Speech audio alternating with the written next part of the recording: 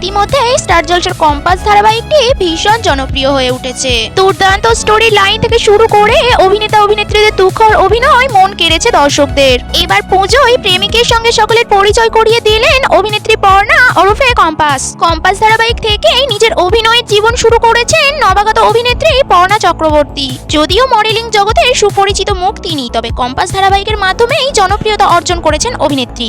অভিনেতা অভিনেত্রীদের ব্যক্তিগত জীবন নিয়ে, বিশেষ করে প্রেম জীবন নিয়ে কৌতূহলের শেষ থাকে না দর্শকদের। তাই এবার নিজেই নিজের প্রেমিককে প্রকাশ্যে আনলেন অভিনেত্রী।